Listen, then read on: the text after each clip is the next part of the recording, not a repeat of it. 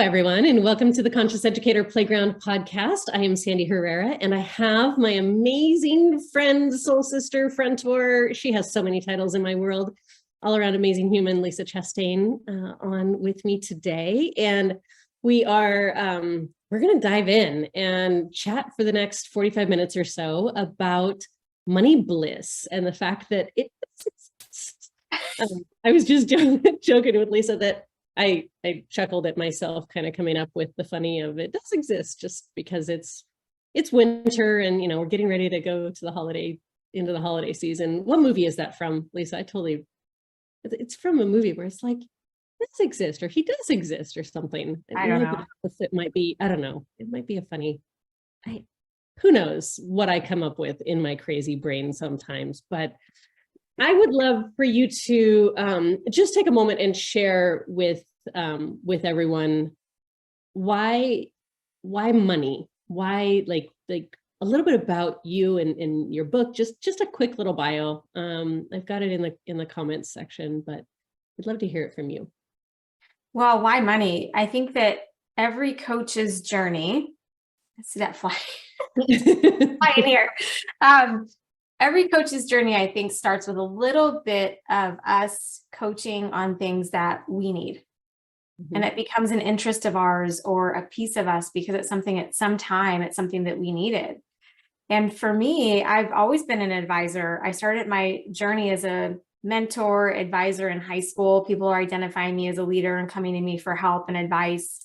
And all the way into college, I became a peer mentor, peer advisor, helping my peers choose their paths in life. So it's been a calling of mine my whole life. And when I left my first career at UNLV, after a few years of staying home and my life falling apart, which we can talk about, why my book and all the things, I had to get back to work and I had to choose what I wanted to do.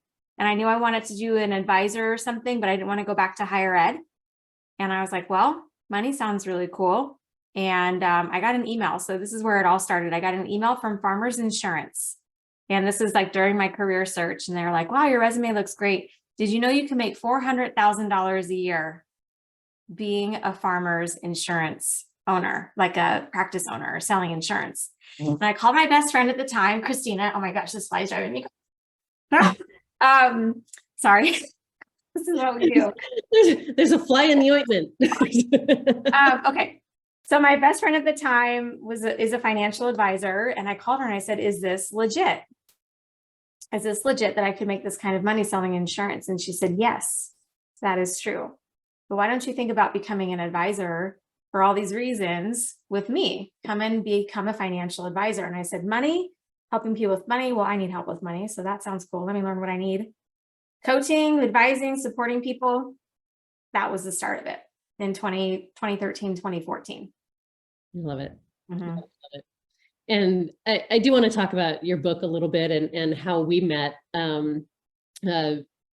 Dear friend, Melissa Blinn connected us because she found your work from the beautifully titled book of yours called Girl, Get Your Shit Together. And it was at a time in my life where my shit was not together. And I was ready to be open, right? And ready to surrender to the help, to the support, to the really that openness, that unwavering, like I need to trust someone to show me. And without you being you and who you show up as, and I talk about this all the time with my clients about taking radical responsibility for who you show up as. And I really love how you model that from a place of authenticity and transparency and integrity. And our values just aligned from the moment that we talked the very first time in, I believe it was December 17. And I've never looked back. In terms of my own money journey, in terms of our friendship, our business partnership, all of the things that we have gone on to grow to do together. And full transparency, Lisa threw her hat in the ring and is now the president of the board of my nonprofit, Genius School US, because our work and our values are so aligned that that we get to do that work together as well. But really it all started with your book and your message and your just who you show up as. So can you share like why the title, first of all? Let's talk about why you're passionate about the key learnings in your book. Well, some of the women in your world, the people in your world know who I am, but if you don't know who I am, I don't follow rules very well. And why my book is that my mentor at the time was like, hey, if you really want to get your message out and you really want to, get your brand out there, you need to write a book. And my first answer was no, and hell no. No, thank you. I do not want to write a book. That sounds horrible. But then after I thought about it, I was like, no, this is exactly like you and Melissa call it, a butt pucker moment for me to really walk the talk and invest in myself and do what I was scared to do, which was write the book. And then through the book writing process, which I didn't have a title picked out, it was through the book writing process and through some things that I was going through in my own personal life, navigating, starting a business and building my life in a new direction after a divorce, that I was driving down the I-15 south, passing like the Excalibur, Vegas. I'm driving down and it just was like, boom. I was having a conversation about getting my shit together. And I said, oh my gosh, I don't know a woman at any point in her life who doesn't walk into a room and think the same thing, or doesn't look in the mirror and say the same thing, no matter where she is in her life. And the more I say that in communities of women, everybody's like, yep, we all have that conversation in our head, judging ourselves or measuring ourselves up. And then there are circumstances in our lives where we don't feel like we have it together financially or otherwise. And it's been a title that just seems to resonate with women. Like, yes, thank you for writing that. Thank you for saying that. And thank you for calling me forward. Absolutely. And, I am one of your biggest fans, and just the work that you do and the way that you do it. And one of the reasons, there are many, but one of the reasons I really wanted to bring you on to the podcast is with the work that I do with educators. And one of the first things I remember hearing from friends and mentors of mine as I started working in education was, there's no money in education. And I remember specifically, I don't follow rules and I like to be stubborn, right? And I said, I don't care, I'll find a way. And that is just, it's such a cornerstone to who I am in this work. But yet the flip side of that is, that sucks. The fact that that is the narrative across education, that there's no money in education, and the simple fact that our teachers are not paid for the way that we say we value them in the world. The system is not set up for teachers to become millionaires. It's not set up for educators to thrive in life. And yet, what I know, that regardless of how the system is set up, whatever system, whatever industry, but especially education, that with the way that you teach money and teach money bliss and really look to the core of who we show up as and how we navigate money, that it doesn't matter what your paycheck says today. What matters is, are you ready to take radical responsibility for your money and your numbers life, right? And what that looks like. So it's so valuable to have you here and to be able to speak to educators and anyone else who's listening in about the key learnings. So if you had to kind of nutshell the key learnings of your book, how would you do that? It shifted a lot. I wrote the book in 2017, launched it in 2018. And that was before the pandemic. And that, even as a coach, I've grown so much. But really, ultimately, my book, my message, my teachings, my community is all about, there's a story that plays in our heads. And a lot of times the story doesn't serve us. So the story of teachers can't make money, or social workers can't make money, or you have to go into a field knowing that you're not going to make money.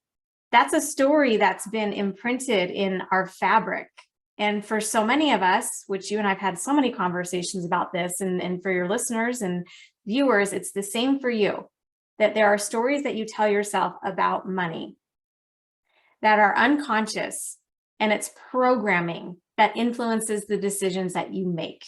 And it's a belief system because it's just something that repeats itself over and over again, and eventually it becomes a belief. And that doesn't have to be the case. That doesn't have to be the case. So if we can become aware of what the stories are that we're telling ourselves, we can then have the opportunity to break through them and create a new reality and create new opportunities in our lives. And for financial elevation, as you've experienced and so many others have experienced, that we know, the more we elevate or try to elevate financially, we're going to hit other beliefs and other beliefs and other beliefs. And then we think we're done with this one belief. And then you're like, oh, why? So it's the work of breaking through our limiting beliefs, ultimately, that coupled with learning about money, help us elevate to the direction that we want to go in life. Yeah, one of the most impactful, and it's hard to say that because we've had so many conversations that have been impactful for me, was you really just continuing to nudge the question of what is enough, and not being able to define an answer for a really long time, until I was in a four-wheeler on the edge of a mountain with my sister in Zion. And on this, little mini adventure where there was just so much joy, and my older sister was next to me, and just really thinking about everything that I'm grateful for and going, this is enough. Like, I have big dreams. Anyone who knows me knows that, like, I'm building the playground ranch for the conscious educator movement. Like we're revolutionizing education. We're doing big things in my world, or at least in my brain. Right.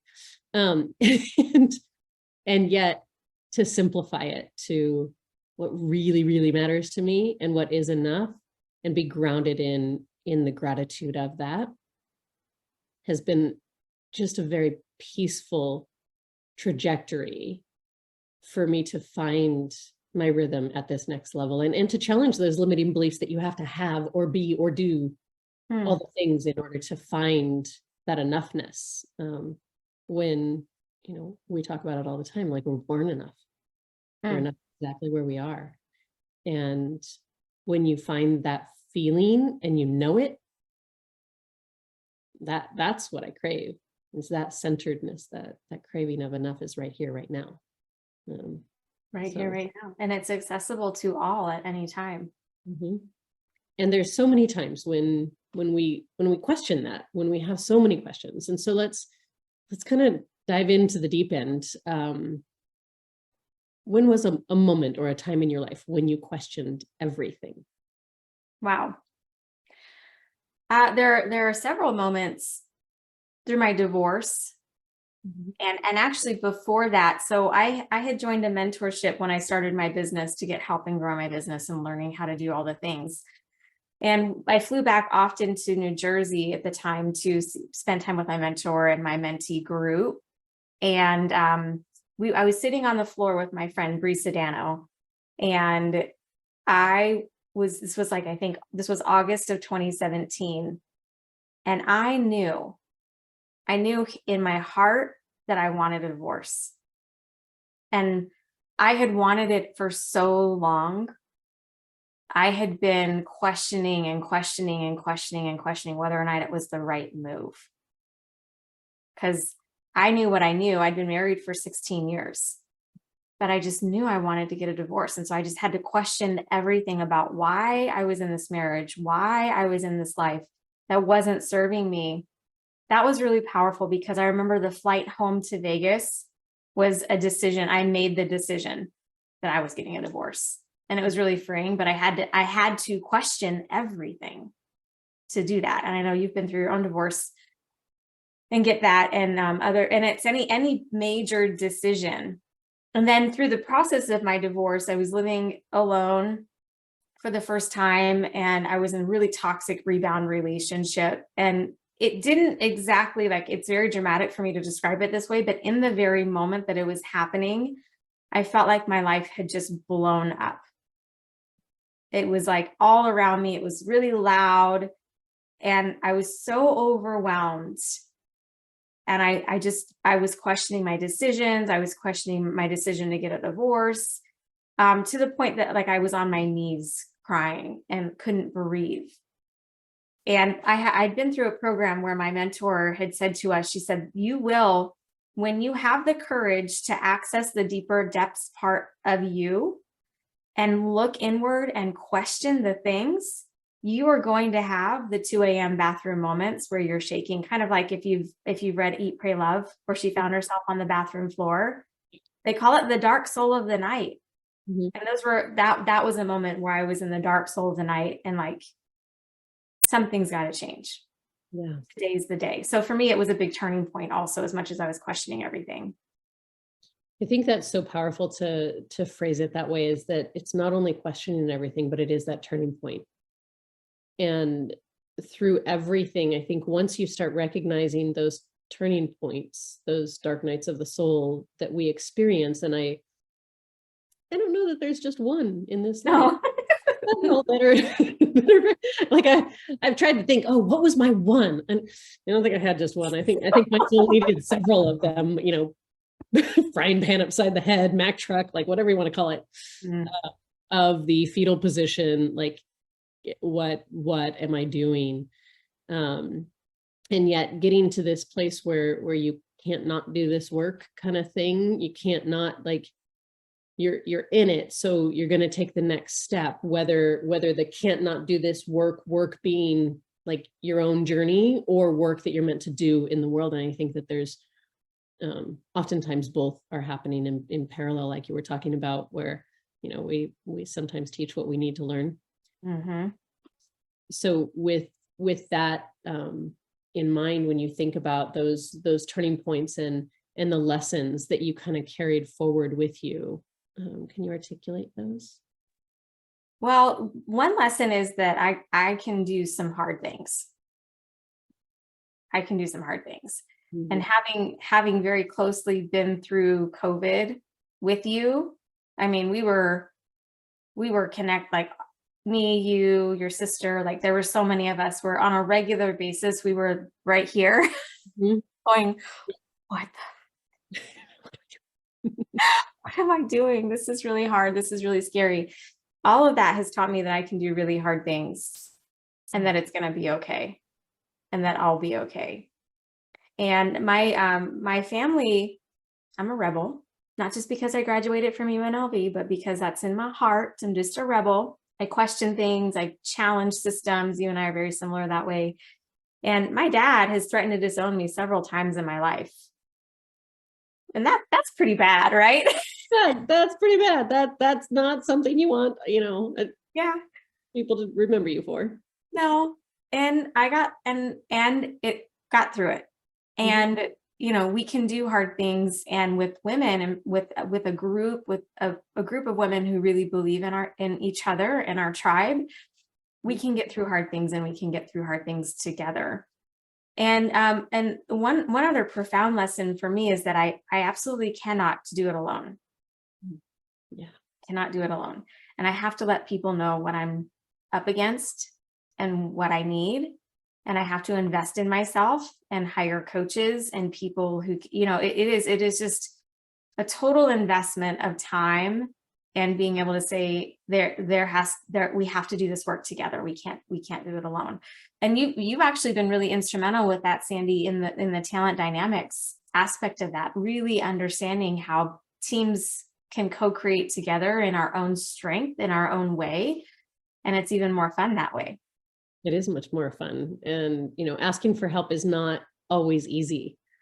When we were no. quote unquote programmed to have to do it all ourselves, and the current system of education programs us that way, is, don't cheat, don't look at someone else's paper, and again, I wholeheartedly agree. Like, we need to know what you know and the spirit behind that. And yet the message doesn't set us up for success in teamwork out in the real world of, beyond formal education. And so when we think about that, it's one of the the things that I often talk about is as soon as I started asking for help and surrendering to that help, everything in my world changed. You know, it was 2015 and I'm hiking a volcano before sunrise with a guide and end up, you know, he's reaching his hand back to help me up and it's a full moon. I mean, it is just like this beautiful scene. And yet in that moment, tears streaming down my face going, okay, guess what, I have to ask for help.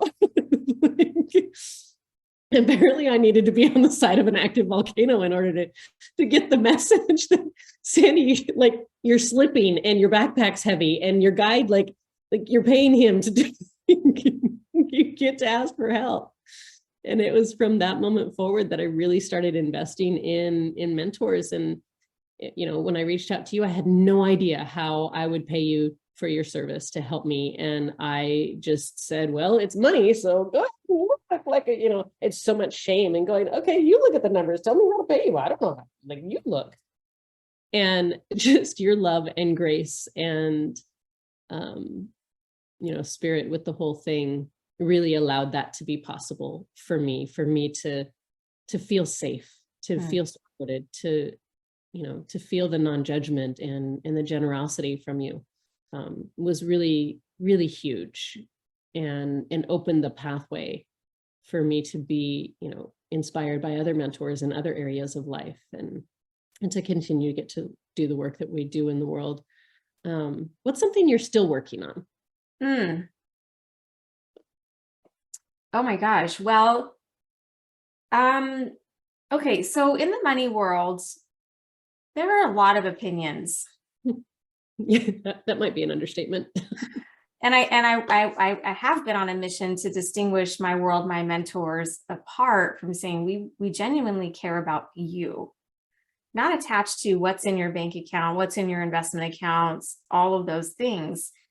And yet, as someone who I dance to the beat of my own drum, and I try, you know, my messaging is very authentic to say, hey, wherever you're at financially, you can hit the reset button. You're going to be okay. Let's just keep you moving and learning and growing.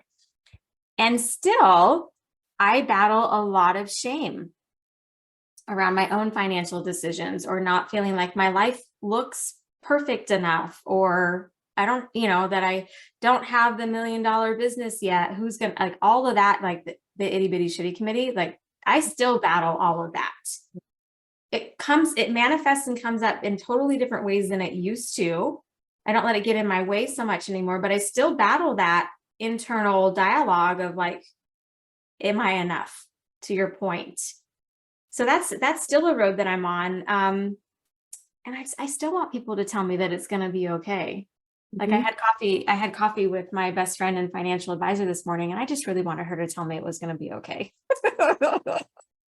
And I get like I'm taking the right action and building my business and taking risks and all the things. But I think ultimately I still need that and want that.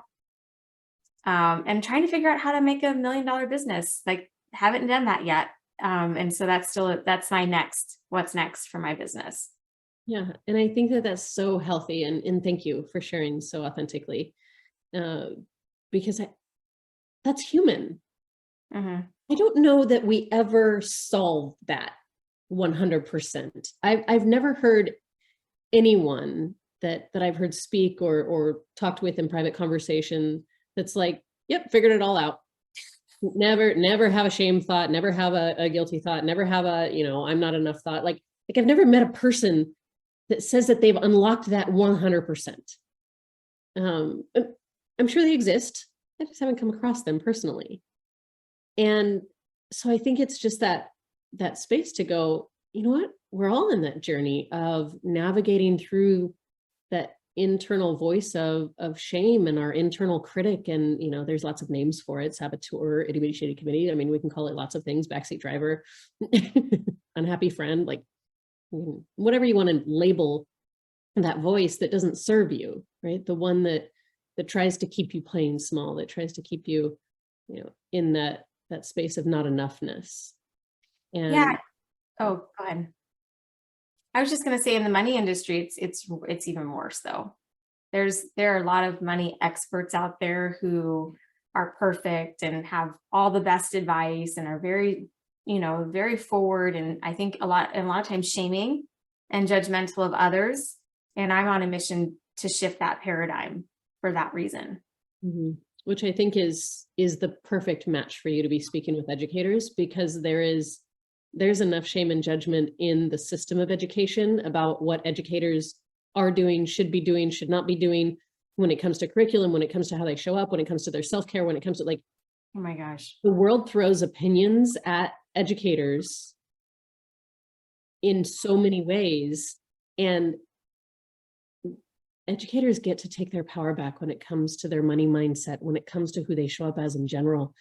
And your work is just one of the ways, whether they choose to read your book or connect with you, just to know that they get to do it in some way, shape, or form, is really what I'd love all of you to walk away with, is that it is possible. And whether you're just starting out as an educator or you've been in the profession for decades, your money matters because you matter. Like, and you get to shift and grow and create abundance. I mean, there are stories of educators becoming millionaires because they took the time to learn and grow and really educate themselves on a way to become financially independent and what that looks like.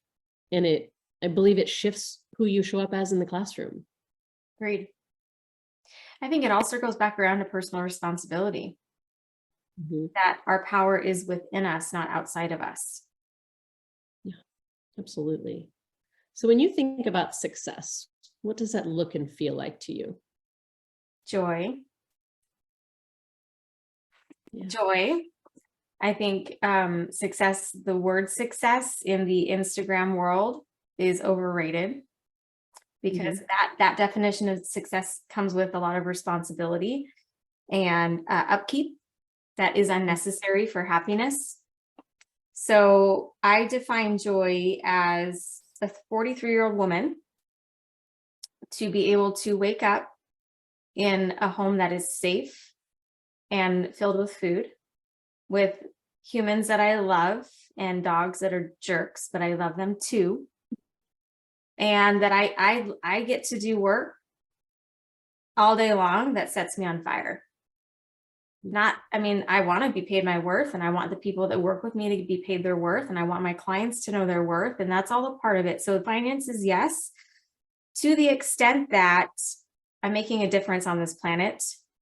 And my days start early and they end late, and I love it. I love every bit of it. And that's exactly why I started my company years ago, is that I want to wear what I want. I want to be able to say what I want. I want to be able to do what I want. And I wish everyone that kind of success, that you can wake up and be in love with your life. Do you consider yourself an educator? Absolutely. Absolutely. I think we sometimes put that term in a box. And education comes in so many different shapes and sizes, especially today. And when we own that title of educator, of edupreneur, right, we pave the pathway for educators that exist within the current system of education, whether it's public or charter or private, to know that there's a way to inspire and influence outside of the current system. If it doesn't serve you, it serves you, fantastic. But for those of you that it doesn't, there is another way to make income and impact, because we as educators can't not do the work that we do. And I say that all the time to teachers within the current system, mostly in the K-12 system. It's like, I know that if I took you out of the current role, the current school that you're at, you would go find a way to inspire and influence children in some way, shape, or form. You're going to do it, whether you're paid for it or not. So let's actually open that pathway for you to do it in a way where you're empowered to be the superhuman that you are, and that you get to do it on purpose. I mean, you get to live this life on purpose. Agreed. So you've talked a little bit about mentors and those that you've worked with. if you were to name one person, or maybe it's a group of people who inspires you, who would that be? You. Thanks. My clients inspire me every day. And you and I, what did you said I'm a friend-tor of men. I stole that from Amy Jo Martin. She calls Susie Batiste her friend-tor. And I was like, friend-tor. And that's the best, right? My mentor's become one of my best friends. Robin Crane has always had my back. So definitely she's someone that I turn to, and she turns to me now, which is really beautiful. My husband is a teacher. He holds me accountable, and I do not like it. But I and you love him dearly. And I have to say, I do hope one day I get to meet her, but Oprah has had a huge impact on my life. Never met her, but she's someone that and Maya Angelou. In my darkest of times, their voices really guided me, and I think that they're both educators too. So yeah, my mom's awesome. I'm really grateful. I have a lot of amazing people. Yeah. Isn't that incredible to just take a moment and pause? And I would love for everyone listening to just think about that. Who are you surrounded by that inspires you? And whether you've met them personally or not, Orlando, one of our genius coaches, talks about, he calls Oprah Auntie O. And we're like, have you met her? He goes, no. So if you've ever met Orlando, like, we have to have Orlando on the podcast. That would be super fun. He's like, no, but I was raised by her. I mean, she was on every day after school at 3:00. Like I was raised on Auntie O. So, and I love that he just owns it. So think about that. Like who are you blessed to know and be inspired and surrounded by?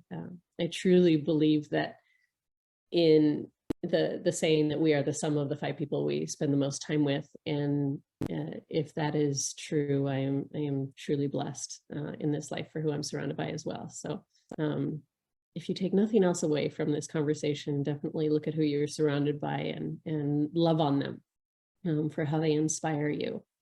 So what is, when you think about students in this world, I believe we're all teachers and we're all students at any given moment in life. You mentioned that with Robin, your friend Tor. And if you could share something with other students, other educators, all of us being lifelong learners, an impactful lesson, another one, we've talked about a few, but an impactful lesson along your journey, what would you like to share? Wow. There's 2 that come to mind. If I don't get to the second one, remind me. The first one is that there's no one coming. There's no one coming. And Todd Musselman, I was in a leadership seminar, and he was the one that was the title of his talk. When it comes to radical responsibility, it's the same thing. No one's coming to save you. No one's coming to do it for you. No one's going to get you what you need in life other than you. And what you want, it is 100% on you to make happen. And that is a squirmy kind of moment for someone who is not living in responsibility, looking at everyone else around me. This is, when I hit my lowest point, reaching for my new career and trying to, do all the things, I realized that it was a glaring moment where I was like, oh my gosh, I've been pointing my finger at other people in my life, expecting somehow for them to do the thing for me. And no one's coming. I love that so much. For you, I mean, what comes to mind for me is the societal, like, Cinderella complex kind of thing. And I don't know if it's true for men. I'm not a man, I don't know. And I've never asked, to be honest. But I'd love your thoughts on that. Is that a societal, like, programmed thing? Because I struggle with that too. Like, that dream of being rescued and that dream of being, and yet it's like, do I really want to be? Because I'm kind of stubborn when someone tries to. So how do we navigate that? What is that like? It is shifting. It is shifting. And millennial women are really owning that conversation and moving the ball forward. And Gen Z women, I cannot wait to see who they become in the world. And for women, boomer women, Xer women, and older, yes, I do believe that that's the conversation. And there comes a moment where that's like, oh, crap, husband dies, something tragic happens, divorce, whatever, where there's a wake up call. But that has been embedded to us since we were watching Snow White. Mm-hmm. That there's a prince coming, that we're going to be saved. She had 7. Did. She did. Weirdos. Yeah. Anyway. We could break Yeah. all the princess stories. We could have a really long conversation about all of them. Oh my gosh, right. And as women business owners, it wasn't until the 70s that we were able to even take on financing for ourselves. That is mind-blowing to me, that when I was born, that wasn't a thing. People are still making decisions about women's bodies, right? And in America, we're more advanced than other places in the world. We're seeing that in Iran. And today we're seeing women fight for their lives, fight for their independence, fight for their rights. So, and I don't remember what the question was exactly, but that for me was that, no one's coming to rescue me. No one's going to do it for me. I get to own all of the decisions that I have made financially and otherwise. And it's very squirmy and squeamish and makes my stomach hurt. And those are what we call putting our big girl panties on, right, Sandy? Exactly. Sometimes we don't like those. I'm gonna go cry it out and then I'm gonna come back. Right. Give me a minute. I'm gonna go throw a tantrum and then I'm gonna get back to work. Yeah. Like we get to have permission to throw our little 2-year-old inner child temper tantrum and not wanna, and they go, all right, I want to achieve my dreams. I get to do it. And that, I love your phrasing of I get to. I talk about that often in education is hoping that students get to the place where they say, I get to go to school, and teachers say, I get to go to work. And, the fact that you say, I get to take responsibility for my money and I get to own those choices. It's definitely not easy, because you're like, oh, no, I didn't like that choice. That was not, nope. Mm-hmm. No. Well, and one thing I teach, without going into too much detail, is about how to create a trusting relationship with our money. Mm-hmm. For women, we have work to do. We are not the owners of the wealth in the world. We own 10% of the world's wealth compared to men who own 90% of the world's wealth. So we get to have more money, make more money, invest in more money, have successful businesses, do all the things so that we can we can create that trust of ourselves that we know what we're doing when it comes to money. That's the work that I do. That's what I'm passionate about. Yeah. That trust is huge.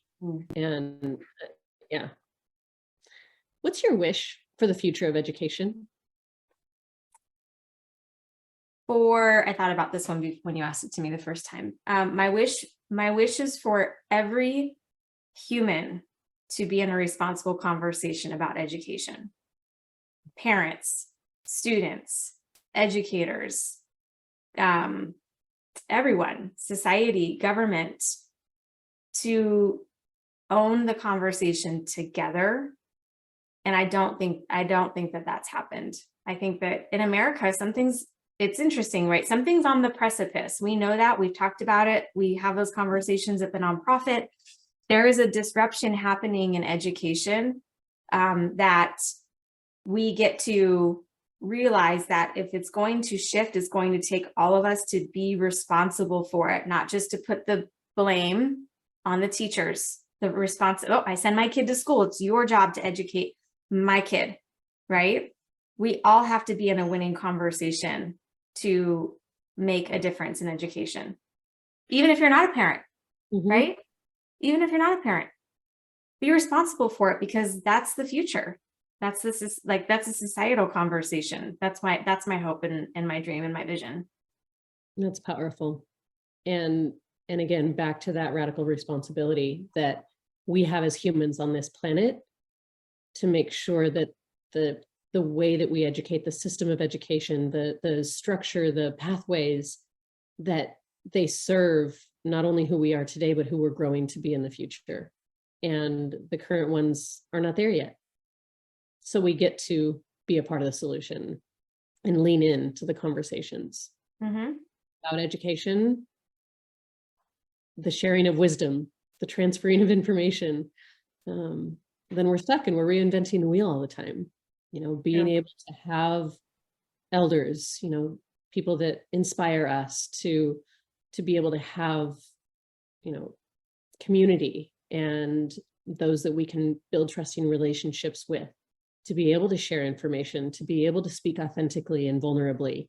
And Stacey, I love your comment about, so much courage in this story and the conversations that we're having. Thank you for that comment. And Michelle, seeing you here is beautiful too.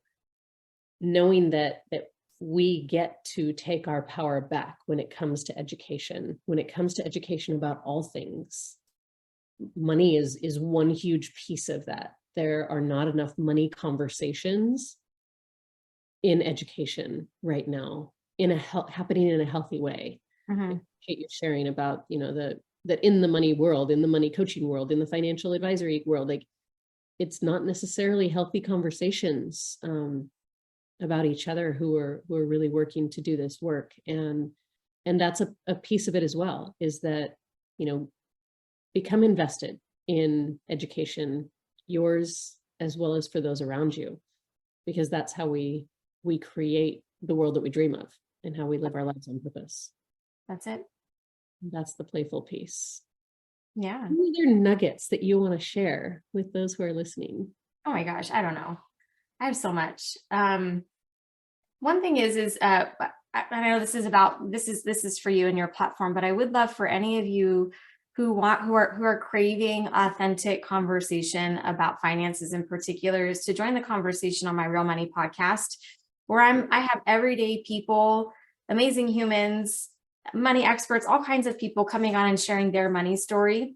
And I'm on a mission to release the shame, release the guilt. And the way that we do that is by sharing. And I believe that once you realize that you're not alone and that whatever's going on, it's okay, then we go, okay, well now, so what, now what? And how do I make shifts and move in a new direction? In terms of nuggets, I want every educator to know, and I think, I would hope that educators go into the classroom and that one student that they're connected to, an adult student, a young student, that that you make a difference, a profound difference. And by having the courage to be seen and to take on a responsible conversation about your role in your life, you're going to light and ignite the fire in others to do the same. And yes, there's so much that we cannot control. Personal finance is one thing that we absolutely can control. We can control that. We can make a difference in our own lives, and start with that one step, just saying, hey, you know what? I own this. This is my job now. Thank you, CEO, CFO of my life. Let's do this, and empower yourself to get the tools, and things start moving pretty quickly. You've seen it. I've seen it. They move in a new direction, and sometimes it's a little bit like a roller coaster, and that's okay. At least we're on the ride. Exactly. Get on the ride. Get on the ride. Get on the ride. Roller coasters are much more fun than merry-go-rounds. Yeah. So yeah, absolutely. Let's and we're on this ride together. Mm-hmm. So what's that playfulness and ride analogy? This is the Conscious Educator Playground podcast for a reason, because we get to play, we get to make it fun, right? We get to make money fun. We get to make education and lifelong learning fun. And so, if you take nothing away from these podcast episodes, is to bring the play back into your life and understand how important that is. Because, if we don't make learning fun, life's a game. Like, let's play, right? It's so important. So what was your favorite childhood toy or game or adventure? What was your thing? I was a tomboy, and I have a twin brother. So I was always trying to one up him. So we lived on an acre and a half, like in Vegas. And if you don't know what Vegas is, it's basically a desert. So grew up in a dirt backyard. We had dirt tracks and stuff. And so growing up as a kid, all of my childhood memories are in my backyard. Outside in the dirt. In Vegas, we get June bugs that are like this big, getting tennis rackets and whacking the June bugs. So my favorite thing as a kid was being out in nature and being creative and playing all day. And that I think I encourage my kids. We live in a neighborhood where they can get out and they can roam. And I was free to make a lot of mistakes when I was a kid. So those, I learned a lot, and I have a lot of confidence as a result. Yeah, I think that we get to, own that and remember back to when we were children and what ignited our souls then, and incorporate more of that in our lives today. We're not too old to have fun. We get to have fun. We get to play in this life. So run and jump and play is my wish for all of you, and do it with friends and friend tours and those who inspire and influence you. Connect, reach out. We're here. Definitely jump on Lisa's podcast, and know that we are all connected together. This is about all of us. All boats will rise as we connect and continue to raise our consciousness together. Lisa, thank you so much for being here. I adore you. I appreciate you. And thanks everybody for listening and tuning in. And we will see you all next time. Thanks everybody. Bye-bye.